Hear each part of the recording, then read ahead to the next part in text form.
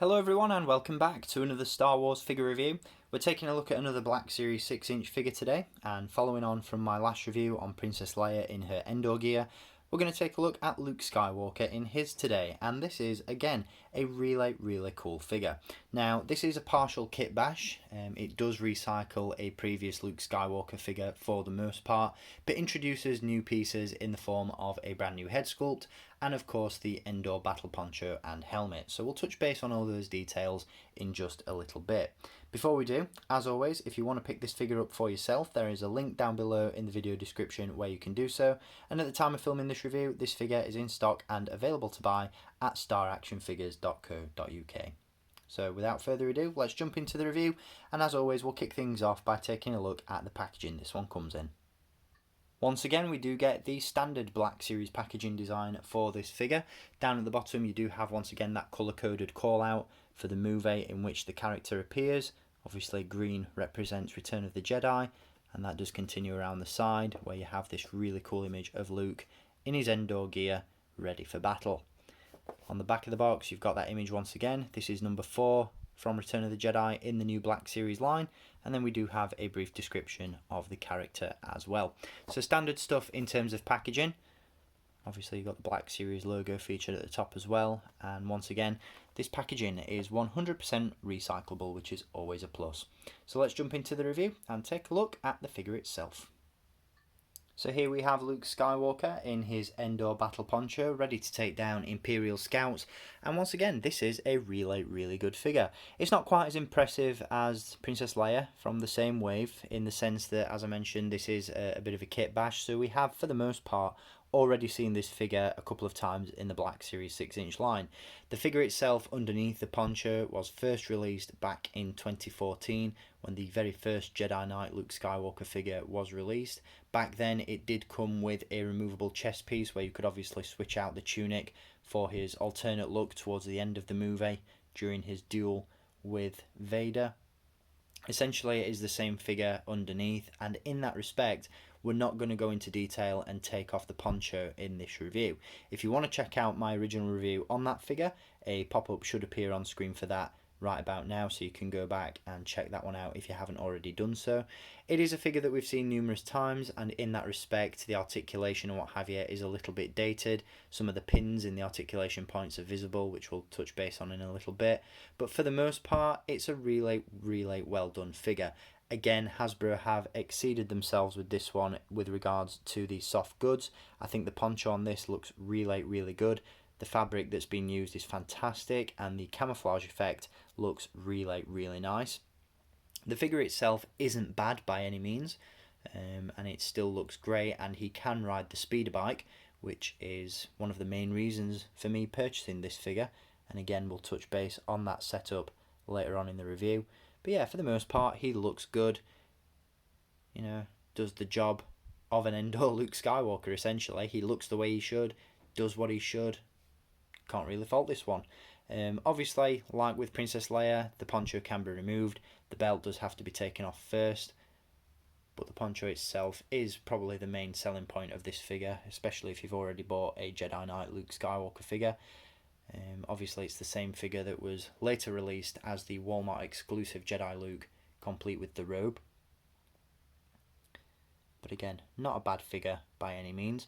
In terms of articulation, he does come with his fair share. He does feature a ball joint at the head.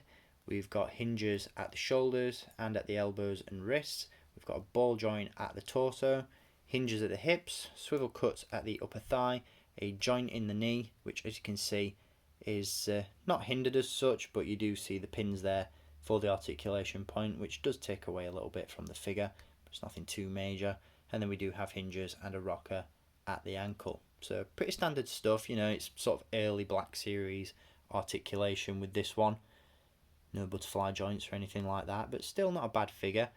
As I said, he can do all the things you'd expect this figure to be able to do, such as, you know, be posed really well with the lightsaber, ride a speeder bike, all that sort of stuff. Now, in relation to accessories, he does of course come with his green bladed lightsaber. I do have a little bit of an issue with this one. The peg on the blade, obviously the blade itself can be removed, but the peg that plugs into the hilt is a little bit too long, and I don't know how well it shows up on camera, but it doesn't fit all the way in, so I might need to trim that down, and as such it tends to wobble around a little bit, which is a little bit irritating. You know, you can end up with a wonky lightsaber, and we all know there's nothing worse than that. As I said, the lightsaber can be removed from the hilt, or the blade can be removed, should I say, and unfortunately there's no hook on the belt on this figure. Obviously on the original Jedi Luke, he came with a different belt, and there was a hook on there where you could attach the hilt, but on this one there isn't, which is a little bit of a shame. There is still some nice detail applied to that belt though. You've got this really nice fake leather texture going on, you've got a buckle there at the front, really nice details for the most part, and the lightsaber is really well sculpted and painted as well, and fits nicely in the hand. Now, in addition to the removable poncho, he also comes with a removable helmet, which suffers the same issue as the helmet that was included with Princess Leia in her Endor gear, in the sense that the strap doesn't quite plug in, it just sort of rests underneath the side plate of the helmet, which isn't a major issue. Again, visual aid doesn't cause any problems, but again, it's a good job that the helmet is nice and snug, as otherwise that would create a bit of an issue. But the helmet looks really good. Again, like with Leia, you've got some really nice sculpted details on there, battle damage, weathering applied, all that sort of stuff. That looks really good. And of course the helmet itself can be removed. Now, I'm not going to lie, this isn't my favourite Luke Skywalker head sculpt. For the most part, the sculpt is there, but the photoreal face printing technology on this one makes it look a little bit weird. It kind of suffers the same fate as the Hoth Luke that was recently released and that I reviewed from the archive line, in the sense that the eyes just look a little bit too big and bulbous. The photoreal itself is very speckled, so you lose a little bit of that detail, and I don't know, there's just something a little bit off about this figure. As I mentioned, the head has probably been compromised in some sort of way to accommodate the helmet. Obviously the hair is a lot flatter to the head. In that respect, he's got helmet hair, I suppose, but you know, it just looks a little bit weird to me. The likeness is there, you know, this looks like Luke Skywalker, looks like Mark Hamill, but it just seems a little bit weird. The head it seems a little bit flattened, it seems a little bit small, and again, the photo reel just doesn't quite hit the mark on this one, in my opinion. Whether or not this is just my sample, I'm not really sure, but it seems to have been applied at a little bit of an angle. The eyes on this one especially just look a little bit off. But again, I may just be being picky about this one, but it's not a bad likeness. You know, the head sculpt is really good. The detail's definitely there. As you can see, the textures and colours within the hair are really nicely done. And again, it does look like Luke, but it's just not the best likeness that we've seen. I think Hasbro's journey towards a definitive Luke Skywalker head sculpt in any action figure scale continues. We have seen some good ones over the past year or so, but again, this one just fails to hit the mark. But for the most part, a really good figure. So with all that in mind, as I said at the beginning of my last review, I did pick up Leia and Luke in their Endor gear for one particular display purpose. So let's take a look at that now. So this is the display that I really wanted to put together for my collection, and it features Leia riding the speeder bike with Luke clinging on at the back as they chase down the scout troopers through the forest of Endor. In that respect, these figures are fantastic. This is what I purchased them for, and they do the job. So I'm more than happy with both of these.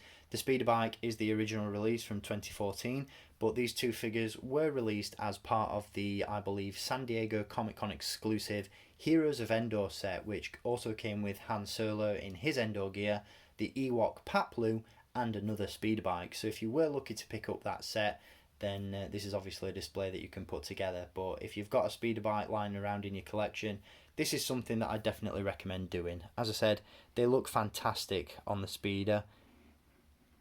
They hold on to the controls really nicely. They sit on the speeder bike itself really well. And again, I'm really impressed with these figures for this reason alone, really. As I said, as action figures in their own right, they are fantastic, but this was the ultimate goal for me, and in that sense they do the job, so I'm very happy with these. Once again, if you want to pick up either of these figures, you'll find links down below in the video descriptions of each video, and I'd like to thank you for tuning in, and I'll be back with more reviews very soon. So until then, as always, thank you for watching, keep collecting, and may the force be with you.